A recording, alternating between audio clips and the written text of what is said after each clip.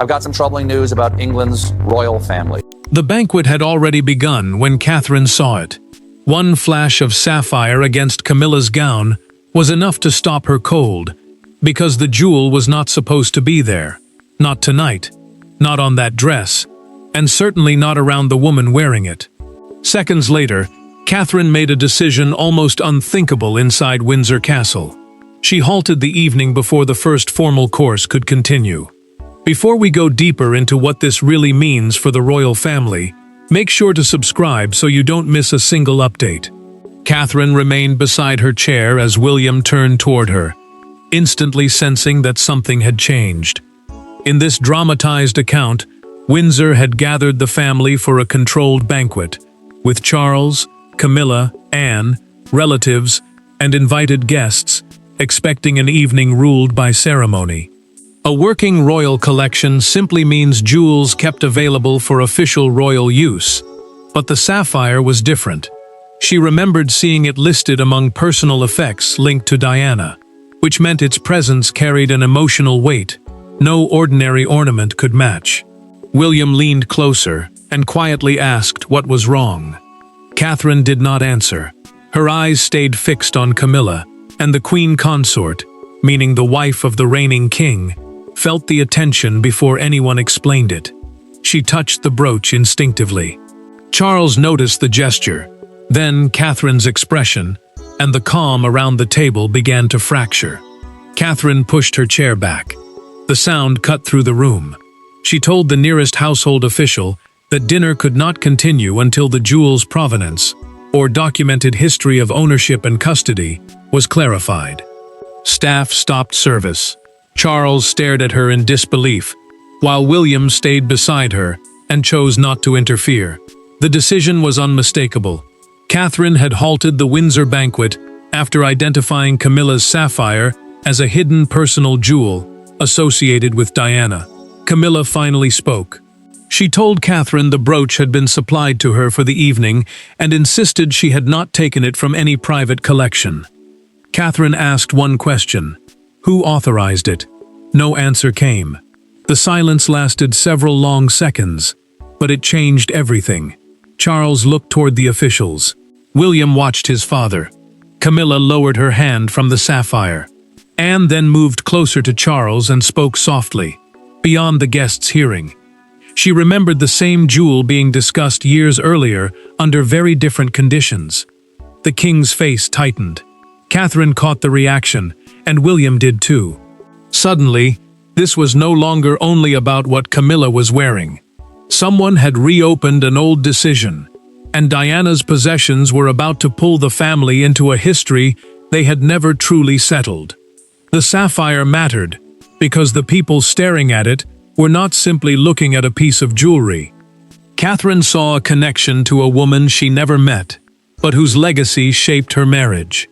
Camilla felt decades of judgment rushing back into the room, and William was forced to watch two parts of his life collide in public silence: his mother's memory and his father's present family. Catherine kept her voice low, but the emotion behind it was impossible to hide. In this dramatized account, she had spent years understanding that objects linked to Diana carried weight far beyond diamonds, gold, or sapphires. They belonged to memory, to family history, and to William's private grief. The queen consort, meaning the wife of the reigning monarch, understood that too. Camilla had entered Windsor expecting a formal evening, not another confrontation with a past that had followed her for decades. William stayed close to Catherine, as Charles watched from the other side of the room.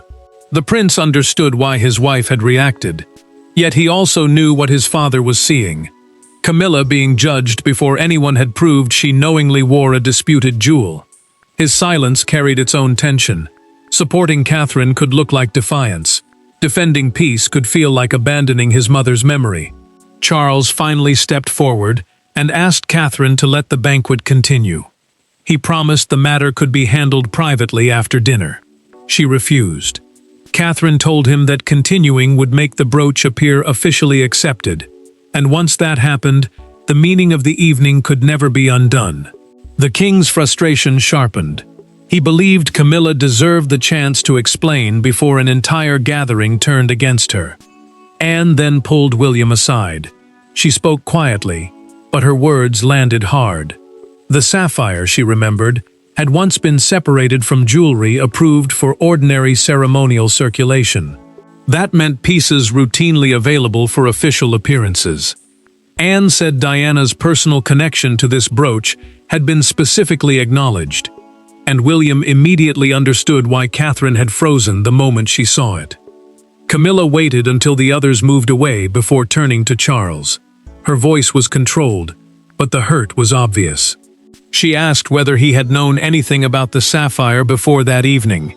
He did not answer quickly enough. That pause disturbed her more than any accusation could. For the first time, she wondered whether someone else's decision had placed her directly in the path of a family wound she had never chosen to reopen. Catherine then remembered something that made the silence heavier. Months earlier, she had seen the sapphire listed beside a handwritten notation in a private inventory. The wording had been brief, but unmistakable. The jewel was not to be casually reassigned. William looked at her differently when she said it. The banquet had exposed the conflict, but the real story had begun much earlier. That forgotten notation pointed backward, toward a private moment months earlier, when a routine review inside Windsor quietly set the entire confrontation in motion. Long before Catherine stopped the banquet, the sapphire had already caused one moment of unease inside Windsor. It happened during what should have been a routine review of stored personal jewelry. One box was opened, one note was read, and one uncomfortable disagreement followed. Nobody called it a crisis then. Looking back, it was the precise moment tonight's confrontation became almost unavoidable. Catherine remembered that earlier meeting with painful clarity. Several months before the banquet, she had joined Anne and a senior collections official during a private review of jewels kept apart from pieces routinely used for public duties. A collections review simply meant checking where important items were stored, how they were recorded, and whether they could be used again. The sapphire appeared inside a smaller case, and beside it sat an older handwritten notation referring directly to Diana. Anne reacted before anyone else could dismiss the wording. The note was not a legal decree, but it clearly stated that the brooch carried a strong personal association with Diana and should remain outside normal rotation until the family clarified its status. When the official suggested moving several dormant pieces into a broader pool for future appearances, Anne closed the case firmly.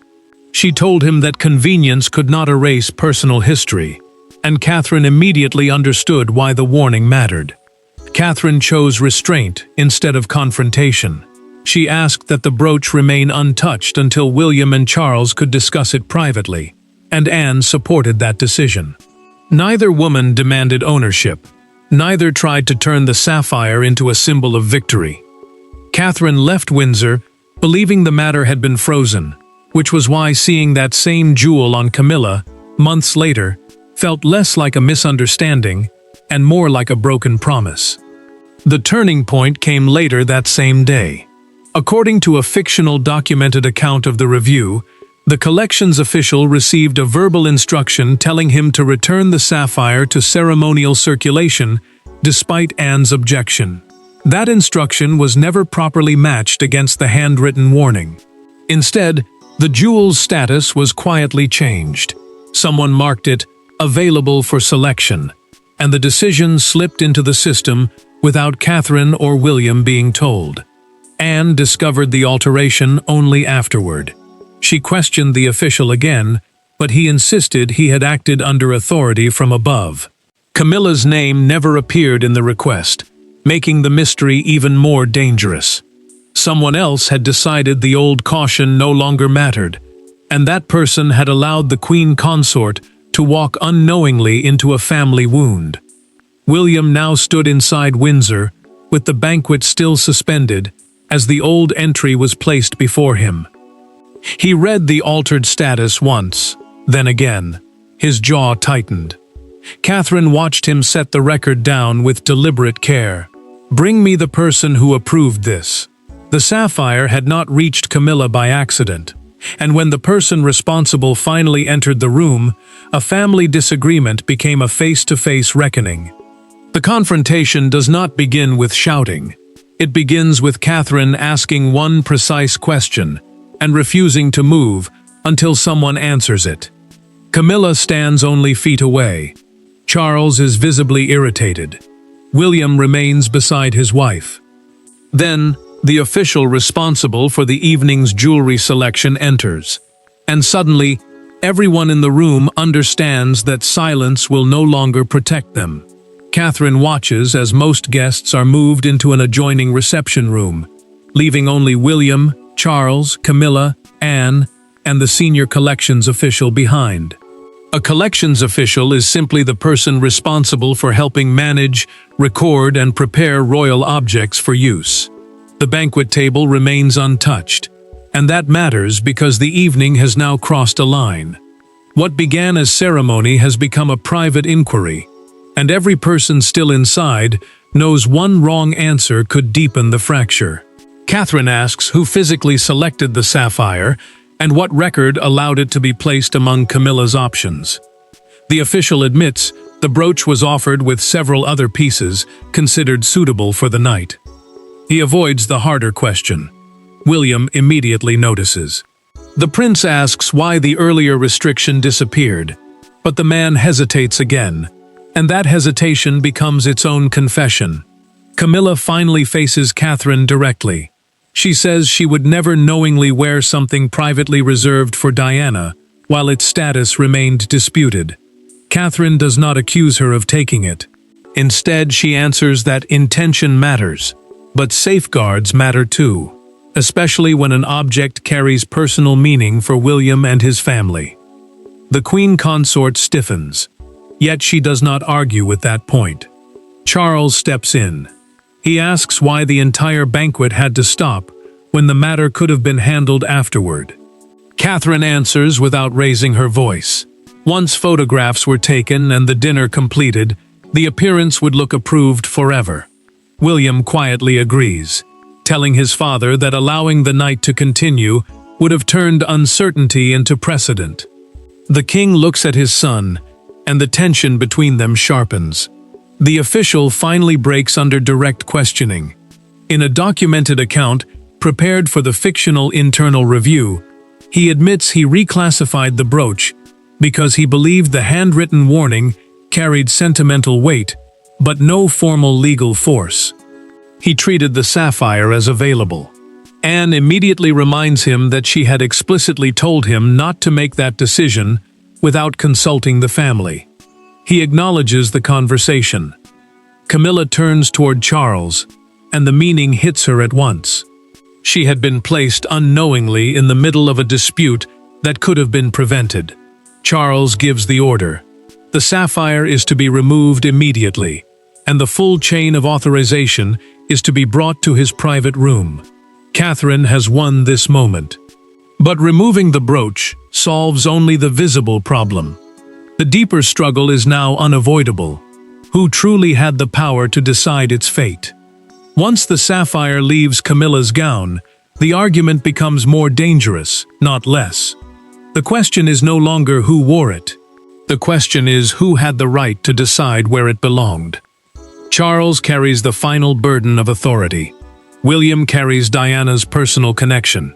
And Catherine has already demonstrated that she is willing to stop a royal event rather than allow ambiguity to become precedent. Charles takes the records into a private Windsor room and closes the door behind him. William follows, carrying the tension of the banquet with him. The distinction before them is simple but crucial. Some jewels belong formally to the royal institution, while others remain personal items tied to individuals and their descendants. Storage inside a royal residence does not automatically make every object available for anyone to wear. That is why the sapphire matters far beyond its value. Charles reads the earlier caution, Anne's objection, and the later reclassification in silence. He removes his glasses and places them beside the file. William watches him carefully. The prince argues that objects strongly associated with Diana demand exceptional care because one careless decision can reopen wounds the family has spent years trying to contain.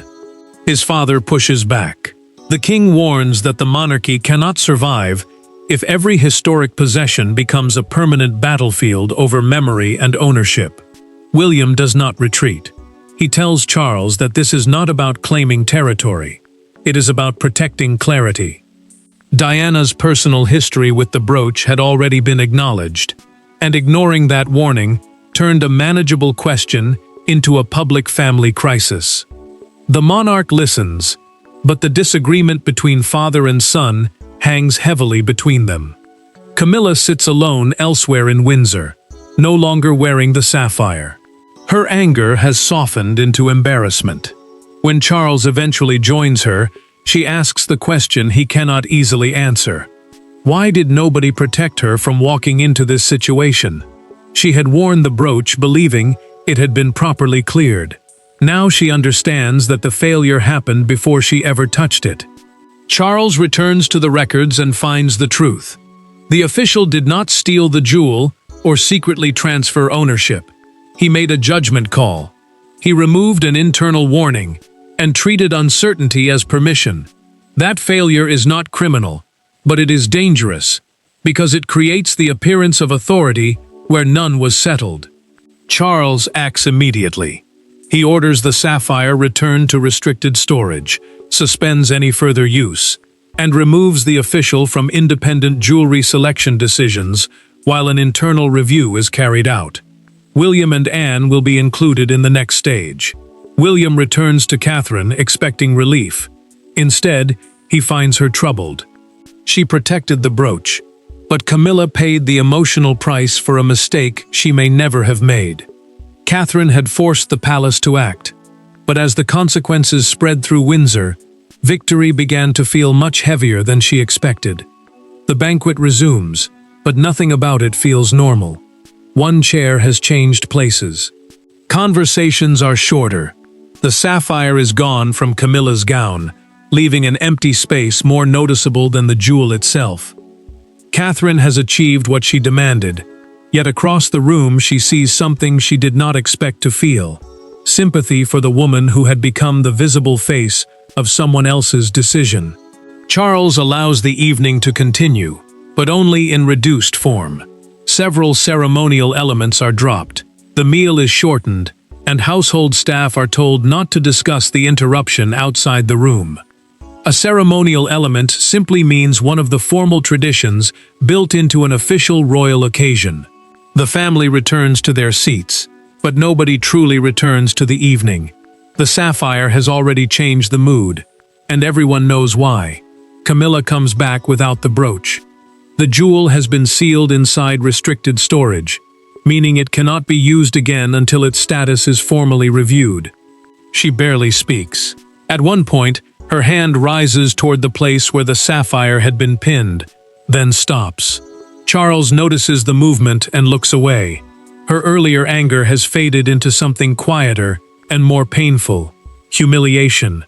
Catherine watches from across the room and feels the weight of what happened. Later, she tells William privately that she does not regret stopping the use of the brooch. She still believes continuing the banquet would have turned uncertainty into acceptance. But she admits that the confrontation landed on Camilla personally, even though the evidence now suggests she did not create the problem. William reminds her that silence would have caused another kind of damage, yet even he sounds less certain than before. Camilla finally learns the full history from Charles. He explains that Anne had objected months earlier, and that Catherine had left the earlier review believing the sapphire would remain untouched. The Queen Consort realizes the challenge was never simply about seeing her wear something connected to Diana. There had been a specific warning, and someone had ignored it. Camilla makes her decision quietly. In a private conversation with Charles, later recorded in the fictional internal account, she tells him she does not want the brooch returned to her wardrobe even if the final review says she could wear it. She refuses to become the reason William and Catherine repeatedly collide with Diana's memory. William carries that message back to Catherine. Her expression changes immediately. The conflict has reached its lowest point, but Camilla's refusal has opened a door nobody expected. For the first time that evening, the Sapphire stops dividing the women, and behind a closed door, Catherine and Camilla finally speak, without Charles, William, or palace officials between them. There are no aides in the room when Catherine enters, no officials, no husbands, no audience to impress. Camilla has already changed out of the gown that carried the sapphire, and for several seconds, neither woman speaks. The confrontation that stopped a Windsor banquet is finally stripped of ceremony, leaving only two people facing the uncomfortable truth that neither of them created the history haunting them. Catherine had asked for the meeting before leaving Windsor, and she made one condition clear to William. He could not come with her. The prince understood why. If he entered that room, the conversation could easily become another argument about Diana, loyalty, and competing branches of the family. A private family arrangement simply means an understanding reached between relatives without turning it into a formal public order. Tonight, that privacy mattered. Camilla agreed reluctantly. She was tired, guarded, and still wounded by what had happened at dinner. She expected Catherine to defend every choice she had made. Instead, the princess began with something unexpected. She said she believed Camilla had not knowingly chosen a disputed jewel. The queen consort looked at her carefully, almost as if she had not expected to hear those words. Catherine then explained what had driven her reaction. She had recognized the exact brooch from the earlier review, remembered the warning beside it, and believed its use had been frozen. Seeing it suddenly appear without explanation felt like watching a clear family boundary disappear in real time.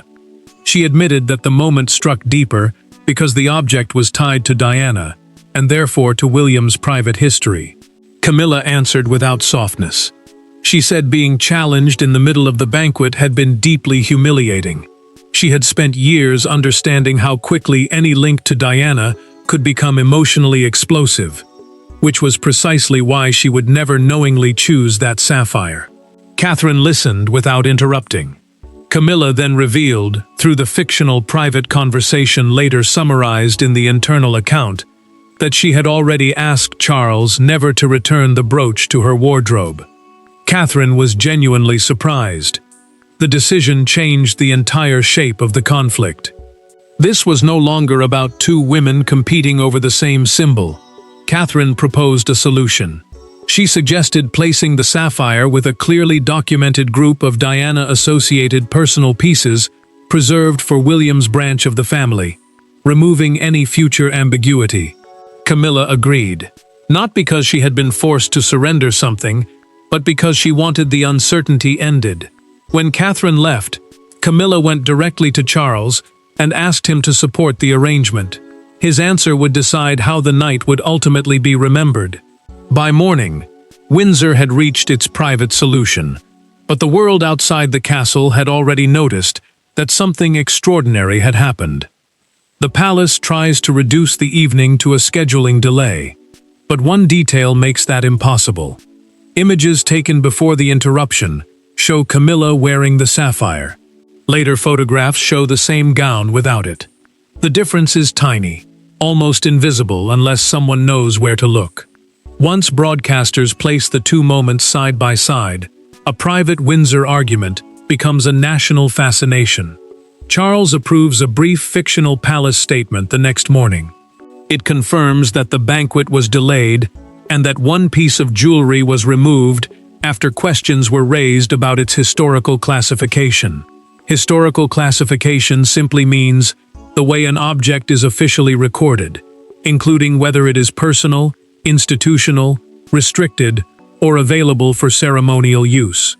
The wording protects both Catherine and Camilla, but it does not stop the speculation. People immediately begin asking why the brooch disappeared. William reads the morning coverage at Windsor and becomes visibly frustrated. The headlines turn the story into Catherine against Camilla, but he tells an aide that this framing misses the real issue. Neither woman knowingly created the problem. The failure began with the Sapphire's status being changed without proper family consultation. The prince fears that public emotion around Diana will swallow the facts before anyone understands them. Camilla faces a different choice. Charles asks whether she wants the palace to issue a stronger defense of her role in the evening. She refuses. The queen consort knows that an aggressive response could make Catherine look cruel and reopen the private conflict they had only just settled. Her decision is quiet but important. For once, she chooses not to fight the comparison. The public moment arrives during a fictional morning broadcast. The presenter places two banquet photographs side by side. Camilla, arriving with the deep blue sapphire pinned to her gown, then leaving later with the fastening point empty. The broadcaster calls it the smallest missing object in Britain, and suddenly the most discussed. Within minutes, the image becomes the symbol of the entire confrontation. Catherine sees the coverage too. She feels uneasy watching a private family boundary turned into national spectacle. But she also knows the debate has moved beyond jewelry. People are arguing about Diana's memory, respect inside the family, and whether personal history can ever be separated from royal duty. Windsor finally issues the resolution. The brooch has been withdrawn from ceremonial use and placed under a clarified family arrangement, recognizing its close association with Diana. The official who removed the earlier restriction no longer controls independent jewelry selections. Charles then calls Catherine, William, Camilla, and Anne together one final time. Not to investigate, not to accuse. This time, the king intends to end the matter completely. The sapphire had triggered shock, humiliation, and confrontation. Now the family had to decide what lesson would remain after the headlines disappeared. The final meeting is quieter than the banquet Catherine stopped. There are no guests waiting outside, and no unanswered questions left on the table. The sapphire rests inside its case, no longer attached to anyone's gown, and no longer functioning as a weapon between competing memories. Charles looks at his family and makes the decision that finally separates the jewel from the conflict surrounding it. Charles confirms that the brooch will remain outside ordinary ceremonial circulation. In simple terms, that means it will no longer be treated as a piece available for routine royal appearances. Its record is amended, so Diana's association with it cannot be brushed aside by another administrative decision. What once existed as a handwritten warning now becomes a clear family instruction, and William immediately understands the difference. The ambiguity that caused the crisis has finally been removed. Catherine listens as the future arrangement is explained.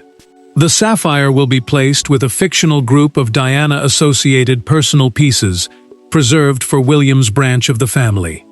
She does not claim the jewel for herself. Camilla does not challenge the decision. The purpose is not ownership, victory, or revenge. It is preservation.